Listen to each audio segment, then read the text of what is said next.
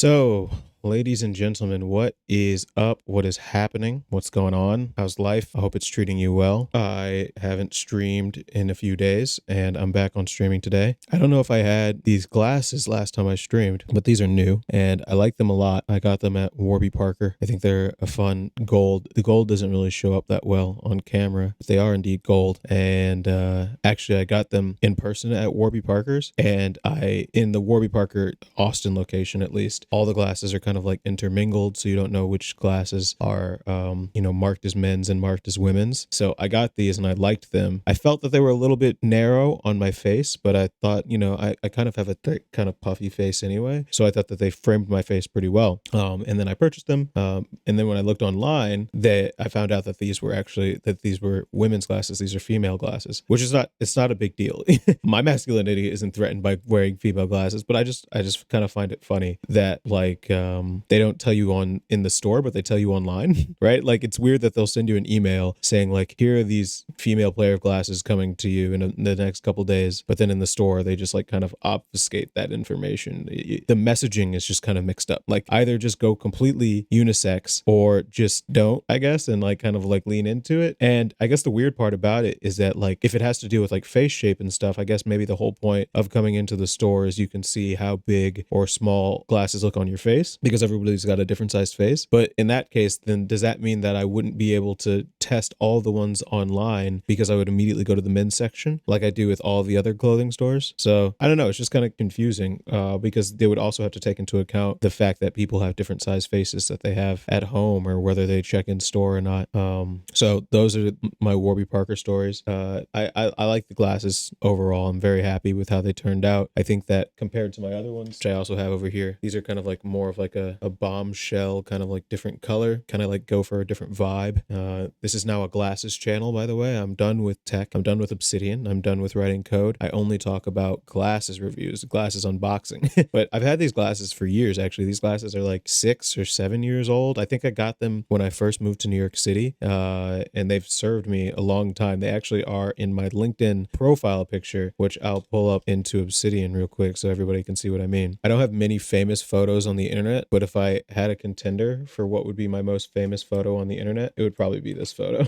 This is the photo that when people see me or think of me online, like when I would do interviews and stuff like that for like GPT-3 related things, they would use this picture because this is the picture that I have posted on my LinkedIn. So as you can see, same glasses. Ooh, the Warby Parker. Yeah, I don't know which ones these are, but they've served me well. I am trying to turn into a little bit of a different kind of glasses boy. I think that I went with this pair because I've been reading this interesting book about statistics, and it was talking about becoming the most extra version of the stereotype that you want to show off to the world. And basically the premise behind it was like, what would you look like if you decided to be like the quintessential theater kid or the quintessential car guy or the quintessential any type of stereotype, right? Like anything that you want to dress up as and you want to be perceived as. Because basically the author's point was that because there's so many people, no individual necessarily sticks out, so you kind of need to play up the strengths that you want to signal to other people, and kind of just become the most version of the thing that you are. And I agree with that to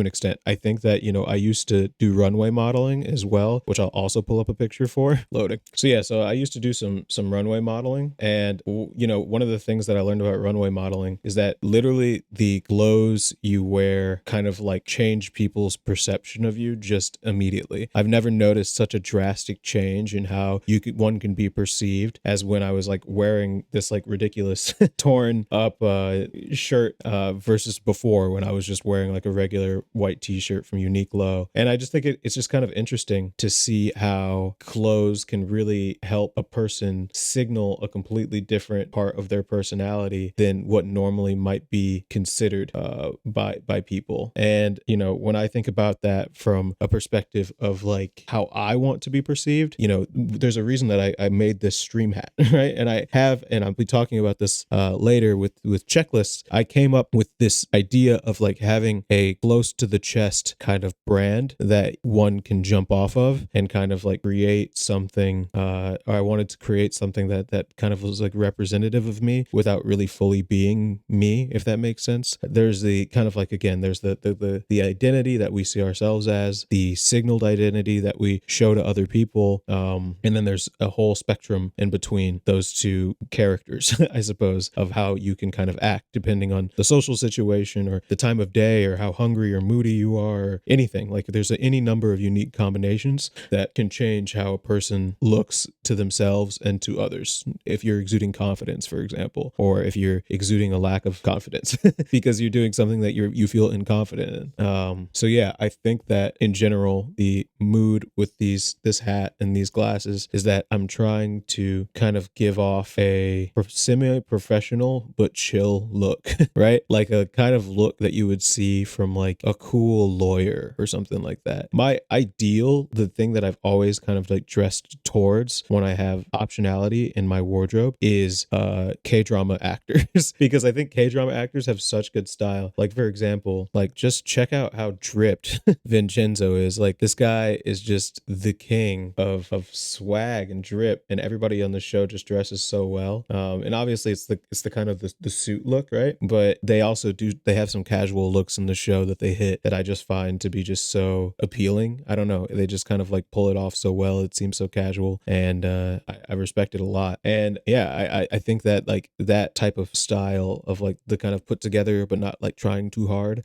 is something that I aspire to go for, and I build my closet a lot in that ways. And there's actually a lot of relatively cheap wardrobe clothing that I've bought that I think helped me move towards that. And this isn't a fashion stream at all. I'm going to get to tech some in a second, but I will talk about some of my favorite pieces actually from this programmer's lookbook, because I think that it actually kind of helps my point get across here. So you can see here that I have a big preference towards like t-shirt looks. Like I really like just plain white t-shirts. I think plain white t-shirts. I've recently moved to using a more orangish amber as my white t-shirt because it like looks better against my skin tone, is the thing that I think, at least personally. I don't like these pants so much, but the shoes, I always kind of just go with plain white shoes as well. Recently I've really been getting into the joggers game, so I wear joggers because they're kind of comfortable. They're super comfortable, but they also look pretty neutral, all things considered. So they kind of like replaced jeans for me in a lot of ways if you get the right pair of joggers. And these joggers are from Lululemon. Let me see here. Oh my god, this mouse is freezing. When I do suit looks, you know, I like navy blues generally, or grays. I think that, you know, with a nice hat and a nice pair of brown shoes, it's just like, it's a classic kind of look. You can't go wrong type situation with this type of look. Very clean, very fresh. Not necessarily too comfortable because you kind of like feel squeezed by it if it fits you really well. So you kind of have to watch how much you eat, which is a problem more for me because like when I eat, I tend to binge a little bit. So that's just something to think about. And this is kind of like the same look in a hat at one of my friends' weddings. But yeah, I think that, you know, clothing is an interesting topic for software engineers and people in the tech community, because I think for the salaries that tech people pull in, they just don't dress well. And there's like the whole kind of like Mark Zuckerberg kind of hoodie look. Like there's this whole Mark Zuckerberg hoodie look, which is like very traditional in the software space, right? Like this hoodie look is very common. It's the kind of like, oh, I'm a billionaire, but I don't really care. I just dropped out of Harvard look. And it's a very kind of, I don't know, I think it's almost become the tech look. It's very tried, and people are kind of like now expecting techno wizards to dress like this, to kind of like have like a kind of ambivalence to the way that they dress, or just kind of like whatever, you know what I mean? I just threw this on type thing. And I think that there's a nice balance to be struck between I threw this on and I'm also kind of like paying respect to the way that the curves of my body work, and kind of like noticing kind of like the different